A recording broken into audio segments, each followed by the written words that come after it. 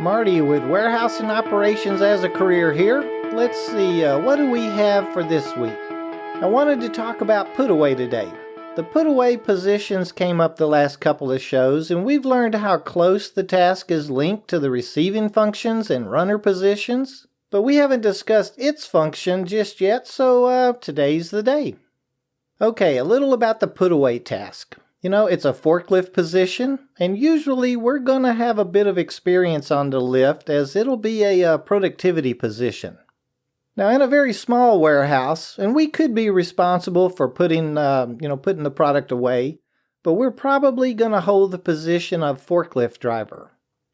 Putaway, when referred to as a position, our sole duty will be to store and rack product. Typically, there's going to be 3 or more forklifts running at a time for the position to be called anything other than a forklift position. I'm really talking about dedicated forklift drivers doing nothing other than hauling product from the dock, unless our facility is utilizing pallet runners, or picking up pallets from the aisle and placing them in the pick slots or up in the reserve slots. We've kind of been looking at the day in the life of a few positions over the last few weeks, so let's stick with that format today, and we'll discuss the putaway position. We're going to be arriving for work a few minutes early, of course. Remember, we don't want to be the late or tardy guy, plus we want to sit down for a minute. Relax, maybe have a soda or a coffee, and just visit with our teammates. We'll want to do any of that catching up now rather than waste our productivity time in the aisles talking instead of working and hauling. In my experience, we'll go ahead and punch in and head on back to the equipment area, unplug our lift, do our pre-trip equipment condition report, and drop it off in the maintenance department or wherever we've been instructed to do so. I always kept a copy of mine, at least the ones where I had marked a dent or some paint missing, something the previous shift should have mentioned on their post-shift report, but maybe had just forgotten to write it. Now, I never was one of those that wiped down my plexi windshield or my control handle or steering wheel every day. I pretty much just checked it out, got on it, and was ready to go get busy. Oh, I'd check for little paint touch-ups. I always wanted it to look nice, but I didn't keep it as clean as I should have, maybe. I had one gentleman working for me for years. He had a bottle of Windex and a can of Lysol that he kept in his locker. He literally wiped his lift down every day. He even had purchased a little bottle of touch-up paint from the manufacturer, both the red and the black, to cover up even the tiniest scratches. I've got to admit, though, his lift looked a lot better than any of the others. He had the best productivity of all of us, too. Don't know if there was any correlation, but I'll admit him and his lift usually outperformed me and mine. Anyway, so now we'll be heading over to the startup meeting. I think it's even more important for us as lift drivers to stretch out our muscles, get that blood moving around at the beginning of the shift. My first put-away assignment was on a Heister counterbalance, a set-down lift.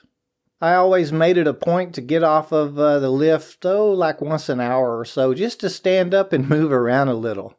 Setting and driving and racking pallets for 10 hours is a little rough on your body. You get to feeling it after about an hour or so. When I switched to the stand-up reach lift, I found just the opposite. Now I just wanted to sit down sometimes. So since our goal here at WAOC is to get noticed, let's have something to contribute at each one of our startup meetings. At least make a comment or bring up something about safety. It might be the last time we'll be seeing our supervisor for the whole shift. If we're doing our jobs right, that is. So now we're ready to start our shift. We'll head to the dock or our aisles, whichever process our facility has lined out for us. Let's talk about hauling off the dock first. This process is where the unloaders have stacked the product onto pallets and moved them to a staging area for the receiver to tag them or receive it, and it'll be our job to grab them and get it to the aisle to put it away. Hence the title of Putaway Driver. As we've learned, the front docks are the busiest area of our warehouse and most prone for accidents. Last week we talked about how all the equipment, pedestrian, and driver traffic makes for a dangerous situation up there. We have to be even more focused and aware of our surroundings when we're up on the docks moving around on our equipment. Just today I was told about an incident between a forklift and a pallet jack. Hang on, I'll talk about that in a minute. There I go losing focus while talking about front docks. Okay, like I was saying, it'll be our responsibility to keep the rows of tag pallets moving so the unloaders can keep bringing freight out of the trailers and the receivers can keep tagging all that freight. We have to make sure that they have room to work.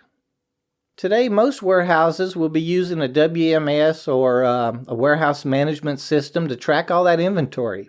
Us as put-away drivers may have to scan the tag pallet when we pick it up and confirm our put-away by scanning the slot tag when we drop it off.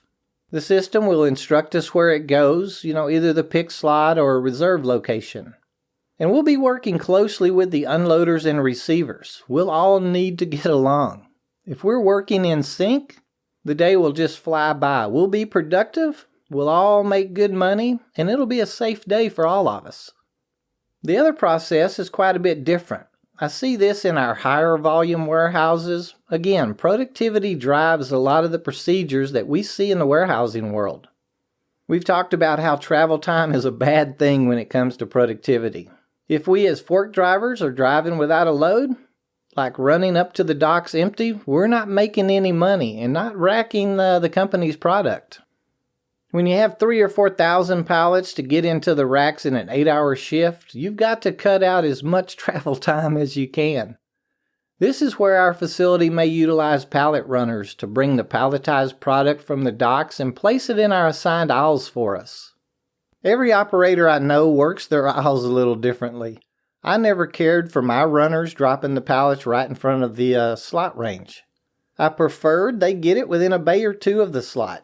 I liked having a little room to work. I kind of liked planning out my lifts, and it helped me keep my aisles organized. I've seen fork operators go off on runners for placing it wrong in their aisles. That really never made sense to me. If I was a runner and you screamed at me, you could bet that the next load was going to be placed just like the last one was. When you're working the aisles as a lift operator, make sure your runner is your friend. The day you're going to have is going to depend on them. Every put-away position that I can think of is a productivity position and is on some type of a price per pallet pay or an hourly base program with an incentive per pallet. Remember, the put-away position is going to be found in our larger operations. Productivity is what our company is going to be paying for. This isn't going to be a position that we'll be hired on for, right off the street. We'll have to have some experience in order to produce at the level needed and probably is expected. Put away is really a great position. I loved my years on the lift. It's a task we have to treat with respect, though. We have to be focused and aware of our surroundings at all times. We have to be safe for ourselves and those around us. I mentioned an incident that had been communicated to me a little earlier today. An unloader was running a pallet over to the front of the cooler vault to stage it. This particular facility has a receiving office that sets up against the wall of the vault, creating a bit of a blind spot if one is coming across the dock from the other end. Sure enough, a forklift was coming down the dock. He had a clear view of what was in front of him in the dock door area and was admittedly going a little too fast approaching the receiving office area. Our unloader dropped his pallet and was headed back to his trailer, just clearing the corner of the receiving office as the forklift was approaching the same corner. Yep, the collision happened. Thankfully, no one was hurt. They'd both heard and seen the other one, so they both had a second to slow down and the impact wasn't as bad as it could have been. Remember our horns, people. Be aware of your situations and surroundings, and use those horns. Now it's hard. We're on our equipment for long periods of time, and we have to get the job done. But please, stay focused though. That's really our number one job.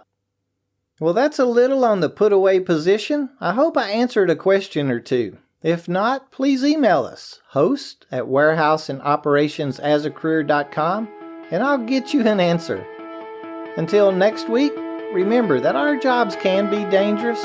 Let's all take care of each other and use those horns.